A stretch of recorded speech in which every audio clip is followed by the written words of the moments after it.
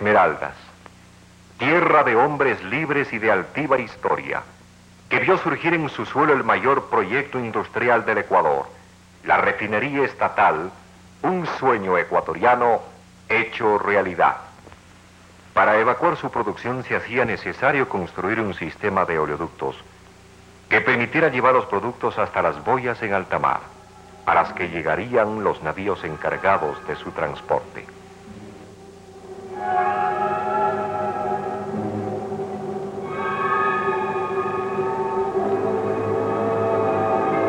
En medio de selvas tropicales, las tuberías tendrían que recorrer zonas montañosas para luego internarse en el mar, hasta llegar a los lugares de embarque.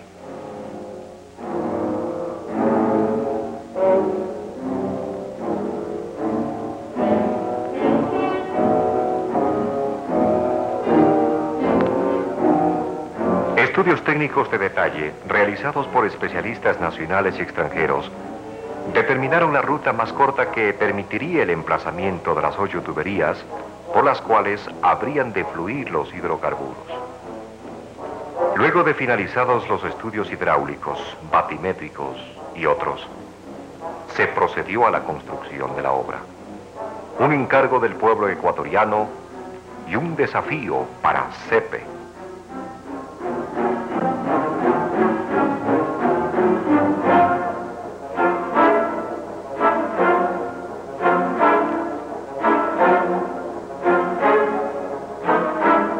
Entre otros preparativos especiales, fue necesario construir una escollera para el lanzamiento de las tuberías al mar.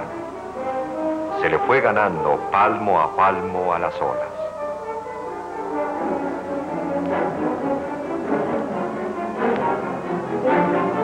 La empresa Techint, responsable de esta etapa de los trabajos, comenzó a recibir los tubos en el nuevo puerto de Esmeraldas.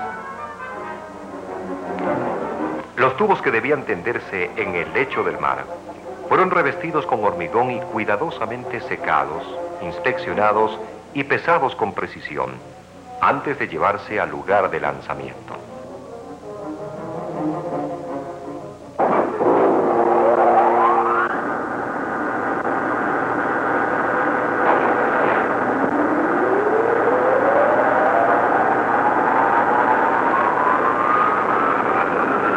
Con el fin de preservar las calles de la ciudad y los caminos aledaños, el transporte se efectuó por la playa, calculando las mareas y la resistencia del suelo arenoso.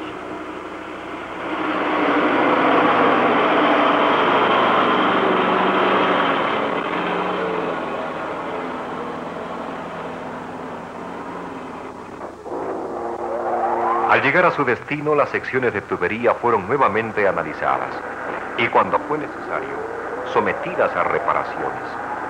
Así quedaban listas para integrarse a la larga y múltiple serpiente que se sumergiría en el mar.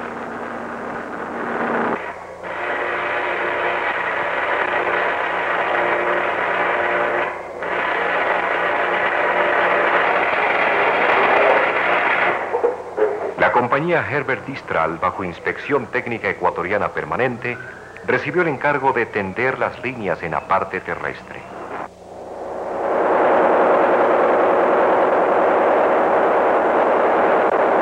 Para determinar la bondad de las soldaduras, cada junta fue prolijamente analizada y radiografiada.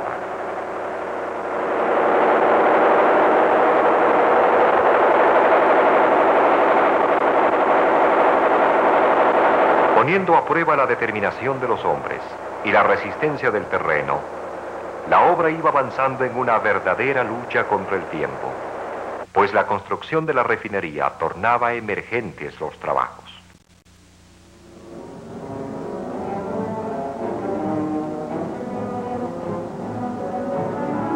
En los cruces de caminos y en los sitios donde la tubería permanecería enterrada, se la protegió especialmente contra la corrosión del suelo.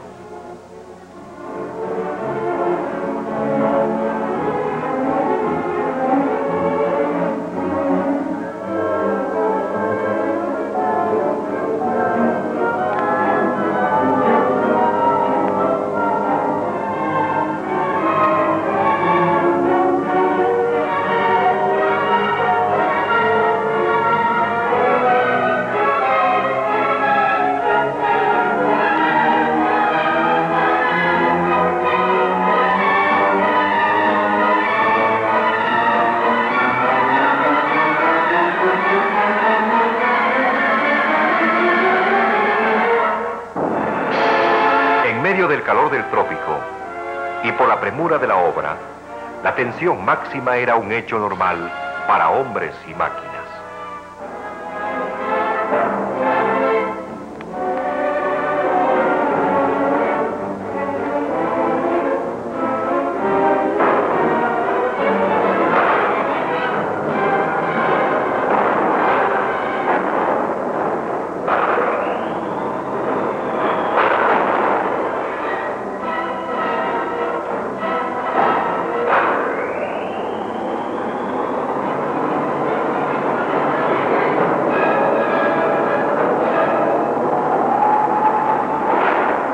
Uno de los derivados que habrían de bombearse es el full oil, producto pesado que debe precalentarse antes de su bombeo, procurando luego mantenerlo a determinada temperatura.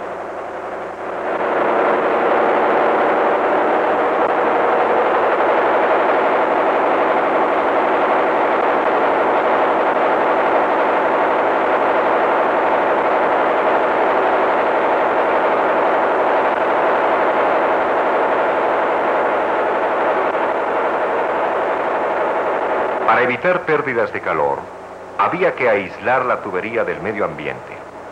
Para ello se recubrieron las líneas con una capa de aluminio, inyectando entre ambas un producto sintético aislante, el poliuretano. En todo el tendido se empleó la más alta tecnología disponible en el mundo y en más de un caso, las condiciones del trabajo condujeron a innovaciones tecnológicas como una contribución de nuestro país a la industria del petróleo.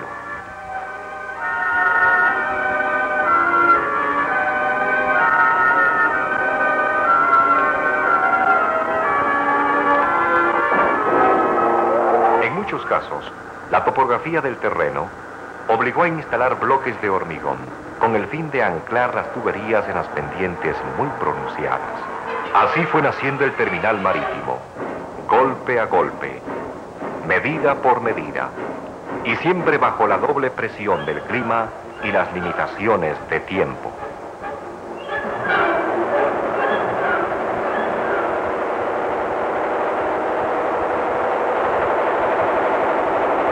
Oro negro en la verde tierra de Esmeraldas, cavando en esa tierra, reforzándola, protegiendo los tubos, cuidando su alineación milimétrica, manteniendo el aislamiento, creando verdaderas plataformas capaces de sostener el peso de centenares de toneladas de líneas metálicas. La larga serpiente se iba aproximando paso a paso al mar.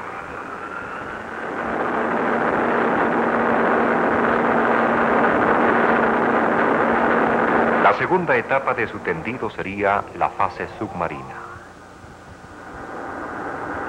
Responsable de esta parte final de la obra fue la empresa Sotomar Micoperi, que alistó los poderosos rodillos que echarían la tubería al lecho del Pacífico.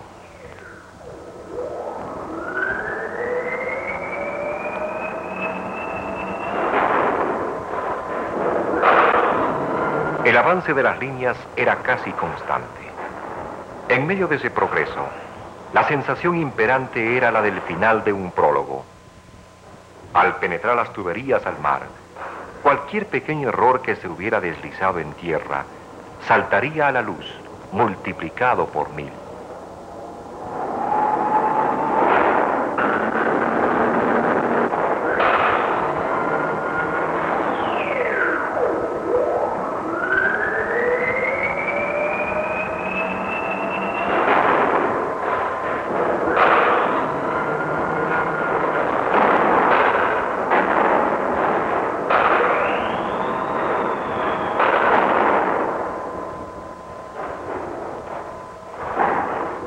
La habilidad y el temple de los soldadores se puso de manifiesto al efectuar una perfecta unión entre los tubos.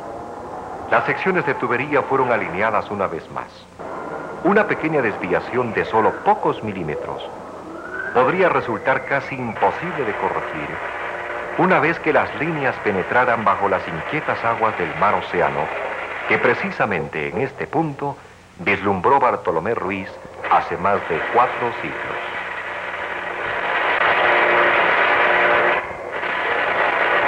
Tomando todas las precauciones y poniendo en cada una de las 5 fases de suelda todo su interés y habilidad, los soldadores van uniendo las secciones bajo la severa inspección de nuestros técnicos.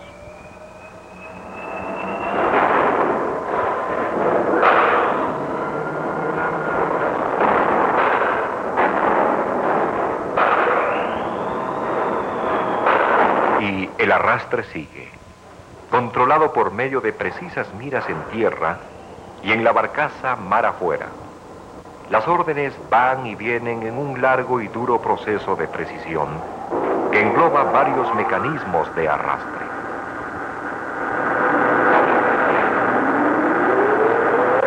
La tubería avanza con aparente lentitud, pero en un trayecto que no se detiene nunca, que no puede detenerse.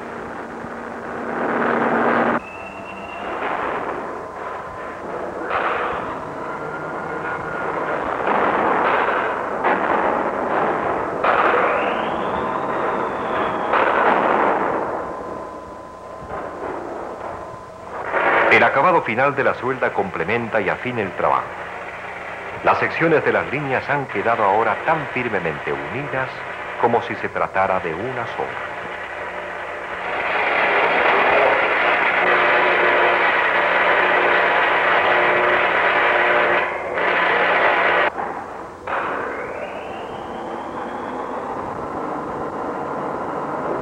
Una inspección con rayos X, una radiografía a estas arterias de la patria, certifica el estado de las juntas. Una brecha de 1 milímetro, una minúscula fisura, provocarían fugas de productos que harían perder presión y contaminarían el ambiente marino.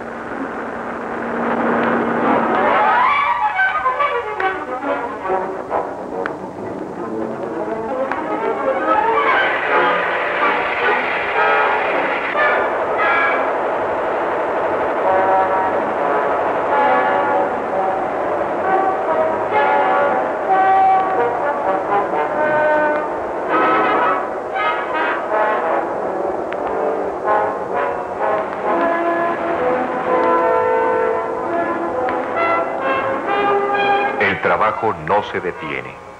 Durante todo el proceso, en varios turnos laborales, la alineación, el tendido y el arrastre de las líneas significó un esfuerzo de 24 horas por día, 7 días a la semana. Las juntas soldadas son tratadas ahora como el resto de las líneas y recubiertas de hormigón para garantizar su perfecto aislamiento.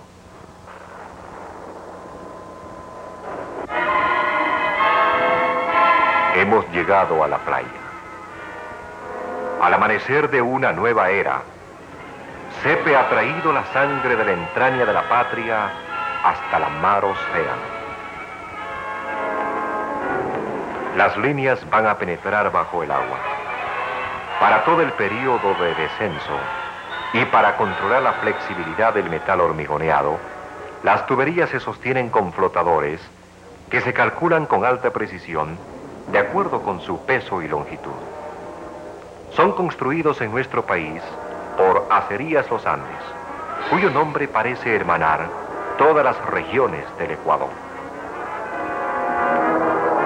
Al mar, los 32 kilómetros de tubería de acero y hormigón penetran en las aguas del Pacífico. Bajo el mar, a 14 metros de profundidad, se colocará el colector múltiple de cañerías, más conocido como manifold. Este distribuidor submarino reposará sobre una gigantesca plataforma de acero que se arma aquí mismo, a orillas del mar, con elementos producidos en el Ecuador.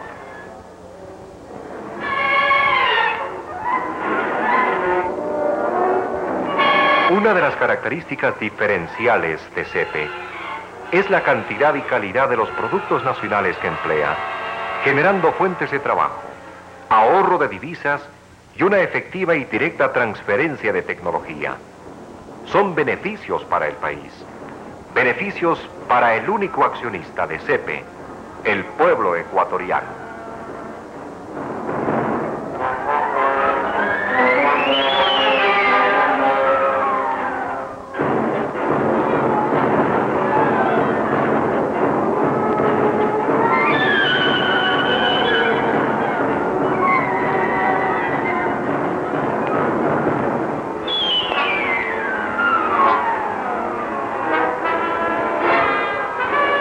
El cable para tirar las líneas, elemento de fuerza y de orientación, se prepara para su tendido.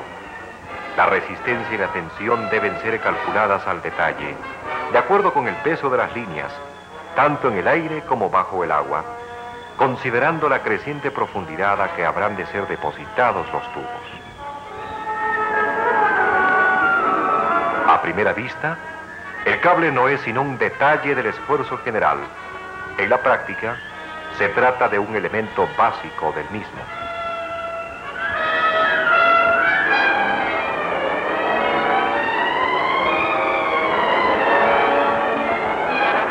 La última revisión y el asentamiento final de las líneas, así como la liberación de los flotadores, corre a cargo de los buzos que se mueven en las profundidades del mar casi con la misma soltura que en tierra firme.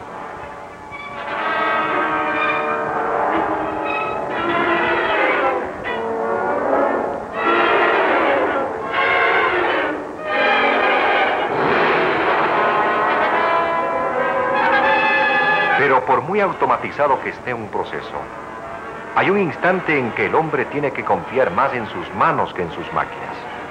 Bajo el mar, la operación depende en última instancia de la habilidad de los buzos. La permanencia submarina crea tensiones circulatorias que pueden poner en peligro las valiosas vidas de estos hombres. Para protegerlos, se ha instalado aquí una cámara de descompresión que adecúa el organismo de las presiones submarinas a la atmosférica de modo gradual.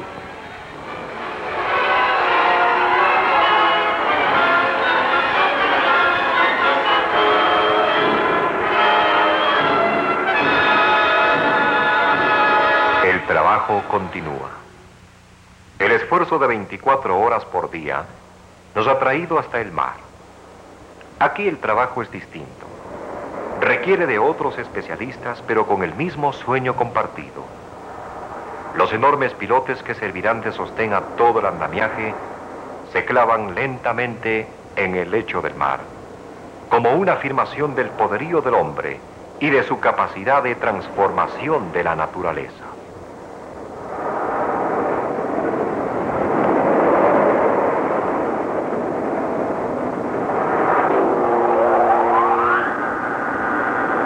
El trabajo sigue.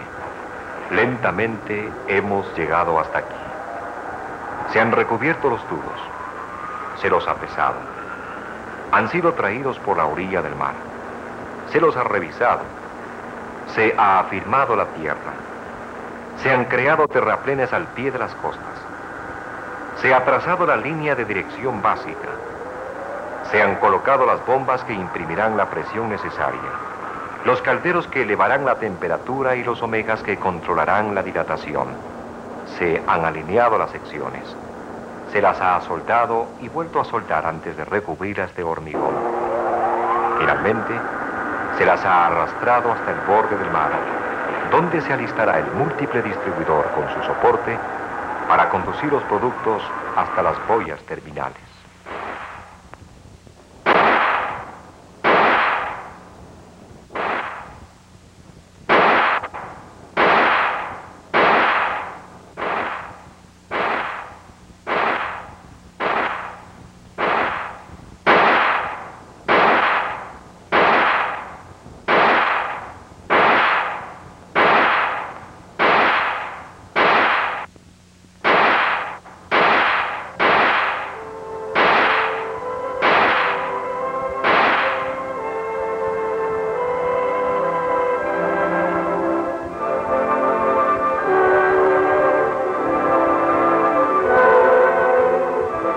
Todo está listo.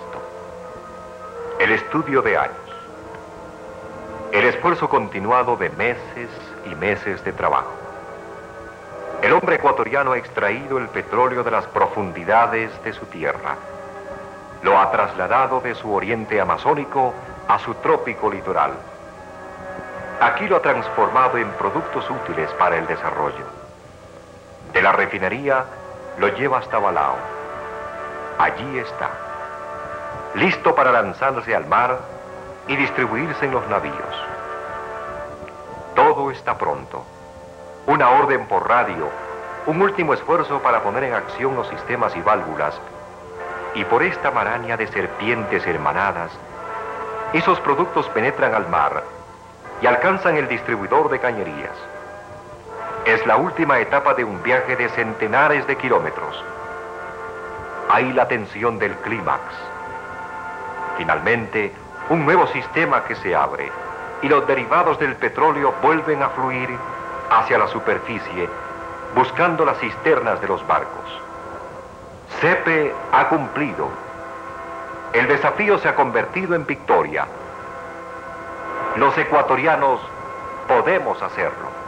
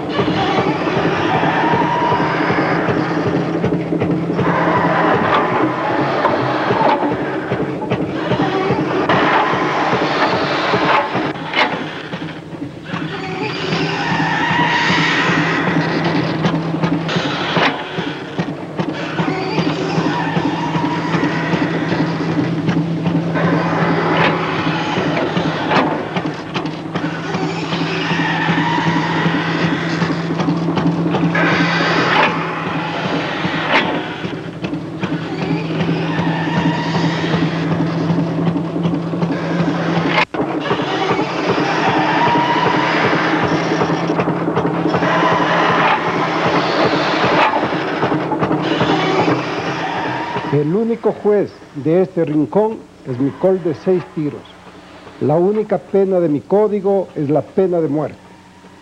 Así sentenció el aventurero norteamericano Edwin Drake el 28 de agosto de 1859, cuando encontró petróleo en Pensilvania Occidental, inaugurando la era de los hidrocarburos.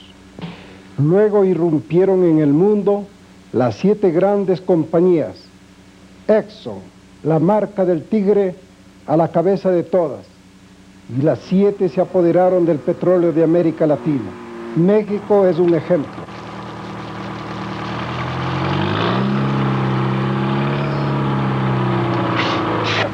Luego de triunfar la revolución en 1910 contra Porfirio Díaz, el dictador entreguista, el presidente Francisco Madero grabó las exportaciones petroleras. En 1913 cayó asesinado.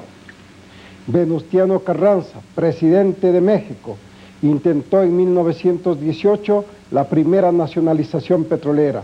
Cayó asesinado.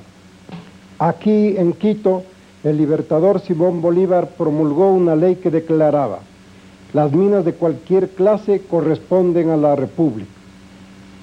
Pero el general Juan Vicente Gómez, que mantuvo en su puño a Venezuela desde 1908 hasta 1935, se encargó de entregar su patria a norteamericanos e ingleses.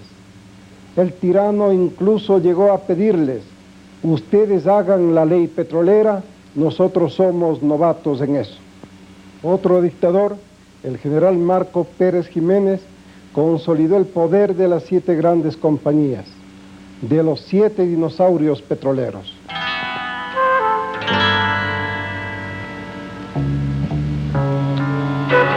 Bogotá, 9 de abril de 1948. Cae asesinado el líder demócrata y nacionalista Jorge Eliezer Gaitán. El pueblo arrasa la ciudad. Es el Bogotazo, el bautizo de la violencia. 300.000 vidas perdidas. Sobre la sangre fresca de Gaitán, el presidente conservador Ospina Pérez promulga leyes a favor de los dinosaurios para estimular las inversiones encaminadas a buscar nuevos yacimientos de petróleo.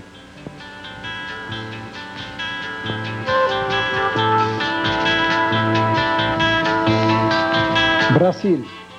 En 1953, el presidente Getúlio Vargas creó Petrobras para explorar, explotar y refinar hidrocarburos, liberando al país de los dinosaurios. Estalló la oposición de las compañías. El presidente Vargas redactó su testamento político.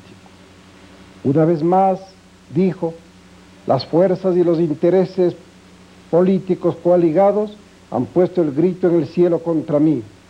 Apenas había empezado a funcionar Petrobras cuando la ola de agitación empezó a subir. Ellos no quieren que el pueblo sea libre. El presidente firmó su testamento y se pegó un tiro.